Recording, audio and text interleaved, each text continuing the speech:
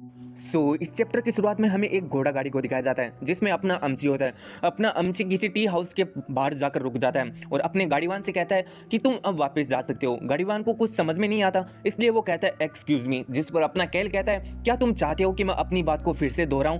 इस पर जो गाड़ीवान होता है वो कहता है कि मेरा मतलब ऐसे नहीं था, मैं तो आपसे ये पूछना चाहता था कि क्या मुझे यहाँ पर आपका इंतजार नहीं करना चाहिए जब तक आप चाय पीकर मतलब टी पीकर वापस नहीं आ जाते। इस पर अपना एमसी कहता है कि तुम्हें यहाँ पर रुकने की कोई जरूरत नहीं, क्योंकि आज मैं इस टी हाउस में यहाँ पर रुकने वाला हूँ। और ये कहकर केल उस टी हाउस के अंदर चला जाता है। उसे देखकर लोगों का कुछ ऐसा रिएक्शन होता है। फिर वो किसी व्यक्ति को देखता है और कहता है कि ये सही से यहाँ का ओनर है, और होता भी ऐसा ही है।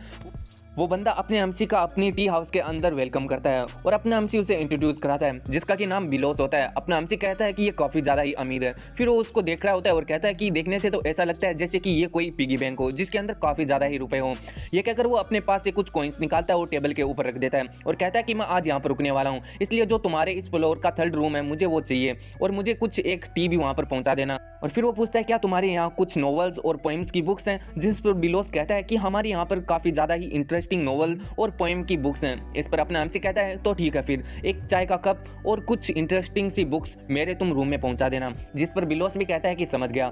ये कहकर अपना उसे कुछ एडवांस मनी देता है और कहता है कि मैं आज यहाँ पर कुछ ज़्यादा ही चाय पीने वाला हूँ, इसलिए तुम ये एडवांस में रख लो। इस पर बिलोस कहता है कि आपने जो हमें पहले दिया है वो ही काफ़ी ज़्यादा है, इसलिए हम आपकी इस मनी को नहीं रख सकते। इसलिए अपना एमसी कहता है कि तुम्हें टेंशन लेने की कोई जरूरत नहीं, मेरे पास काफ़ी ज़्यादा ही मनी है, इसलिए तुम इसे एक टिप समझ सकते हो। और फिर वो अपने मन में सोचता है कि अगर मैं अपनी पावर का अब यूज़ नहीं करूंगा, यानी पैसों की पावर का, तो फिर मैं कब यूज़ करूंगा। ये कहकर वो अपने रूम में जाकर बैठ जाता है और खिड़की की तरफ देखते हुए सोच रहा होता है अपने चौहान के बारे में कि वो आज ही सिटी के अंदर आने वाला है। फिर वो उसके बारे में और सोचता है कि आखिर उसके एम क्या है। उसका एम है ऑर्गेनाइजेशन के बारे में इंफॉर्मेशन निकालना और जिन लोगों ने उसके विलेजर को खत्म किया उन लोगों को खत्म कर देना। और ये कहकर वो सोचता है कि जो चौहान है वो काफ़ी ज़्यादा ही केयरिंग पर्सन है, जो कि अपने लव्ड वंस का काफ़ी ज़्यादा केयर करता है। और फिर वो अपने बारे में सोचता है हमारे जैसे सिटी के रूलर्स, आखिर हम जैसे रूलर्स को छोटे मोटे विलेजर्स की मृत्यु से क्या ही फर्क पड़ेगा। और फिर उसे वो नोवेल का वाक्य याद आता है जहाँ पर केल और चौहान की मीटिंग हुई थी, जहाँ पर केल ने उसे कहा था कि जो मेरे पास एल्कोहल का कप है उससे भी कम कीमत है तुम्हारे विलेजर्स के जान की। जिस पर चौहान को गुस्सा आ जाता है और वो उसे पीट डालता है। इस पर अपना एमसी के अभी भी पसीने छूट जाते हैं उस चीज़ को याद करके, और वो कहता है कि ये अच्छा होगा कि मैं नोवेल के बारे में ना सोचूं।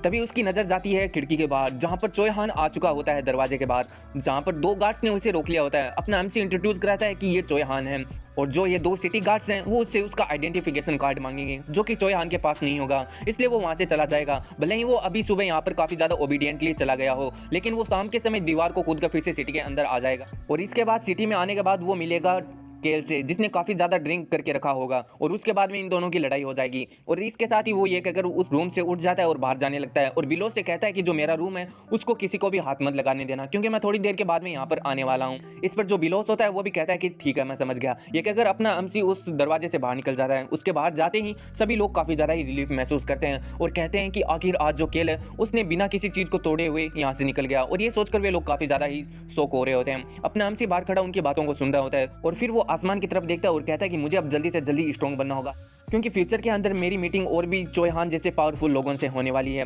इसलिए एक ऐसा कॉन्टिनेंट जहां पर हर वक्त वार होती रहती है वहां पर मुझे जल्दी से जल्दी पावरफुल बनना ही पड़ेगा। और इस पावरफुल बनने की जर्नी के अंदर मुझे सबसे पहले उस एंशिएंट शील्ड को हासिल करना होगा। यह सोचते हुए वो किसी दुकान पर आ जाता है। वहां पर वो कुछ ब्रेड्स को देखता है और कहता है कि उस शील्ड को हासिल करने के लिए मुझे इन ब्रेड्स की आवश्यकता होगी। अब देखते हैं कि ये ब्रेड की मदद से कैसे शील्ड को हासिल करता है। तो इसके साथ यहाँ पर ये एपिसोड खत्म हो जाता है।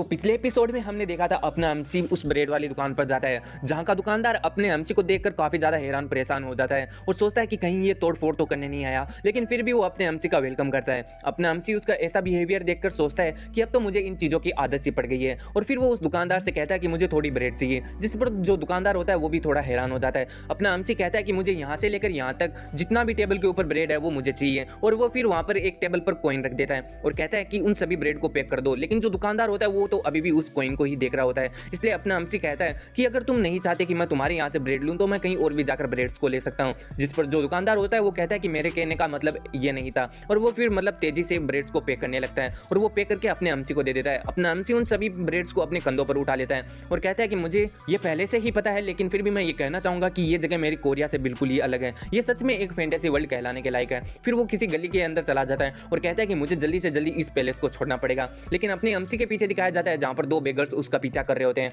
अपना अमसी किसी एक ऊंची जगह पर पहुंच जाता है, वहां जाकर वो उस थैले को रख देता है और सोचता है कि ये काफी ज्यादा ही लंबा रास्ता था और इस भारी थैले ने इस रास्ते को और भी ज्यादा लंबा करा दिया। और फिर वो एक दरवाजे को टच करता है जो कि लकड़ी से बना हुआ एक पुराना दरवाजा होता है। वो सोचता है कि ये दरवाजा इतना पुराना है तो ये पैलेस कितना ज्यादा पुराना होगा। फिर वो उसके अंदर चला जाता है जहाँ पर एक पेड़ होता है। वो कहता है कि इसको देखने मात्र से ही मुझे ये पता चल रहा है कि ये पेड़ काफी ज्यादा ही पुराना है।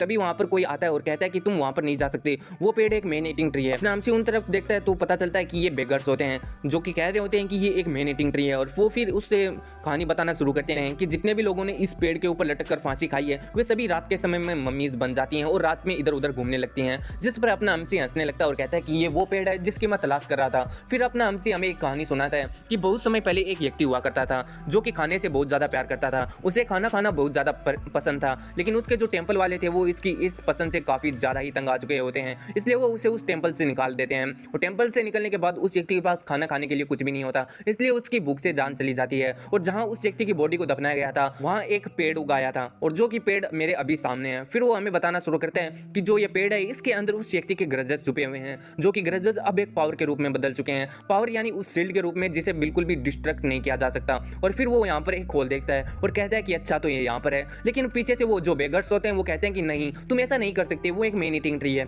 इस पर अपना अमसी एकदम चिढ़ जाता है और कहता है कि मैं जहाँ पर भी चला जाऊँ, लेकिन कुछ ना कुछ ऐसे बच्चे तो होते ही हैं जो मुझे हर जगह परेशान करने आ जाते हैं और मुझे अपना काम स्टार्ट करने से पहले इन बच्चों को यहाँ से दूर हटाना होगा। इसलिए वो उनके पास जाता है और कहता है कि तुम यहाँ से चले जाओ और वो उन्हें कुछ ब्रेड भी दे देता है। जिस पर जो बेगर्स होते हैं वो अपने अमसी को अभी भी वार्न कर रहे होते हैं कि वो एक मैन ईटिंग ट्री है। इस पर अपना अमसी काफ़ी ज़्यादा कोल्ड लुक में कहता है क्या तुमने आज तक केल द ट्रेस का नाम सुना है। इस पर जो छोटी वाली बेगर होती है वो काफ़ी ज़्यादा डर जाती है और अपनी बड़ी बहन नूना से चलने को कहती है। जो नूना होती है वो जाते हुए कहती है कि मैं उम्मीद करती हूँ कि तुम यहाँ पर ना मरो। अपना अमसी तो उनकी इन बातों से काफ़ी ज़्यादा ही चिढ़ चुका होता है और कहता है कि फाइनली अब मैं अपना काम अच्छे से कर सकता हूँ। फिर वो उस होल के अंदर कुछ ब्रेड को डालने लगता है और उस होल के बारे में बताने लगता है और कहता है कि होल के अंदर जितनी भी डार्कनेस है वो उस व्यक्ति का ग्रजेस है और जैसे ही मैं इस डार्कनेस को ब्रेड से भर दूंगा और जैसे ही सूरज की रोशनी इन ब्रेड्स के ऊपर पड़ेगी तो वो लाइट उस शील्ड को जन्म देगी और वो जो शील्ड है वो मुझे अपना मास्टर मान लेगी। और इसी के साथ ये चैप्टर यहाँ पर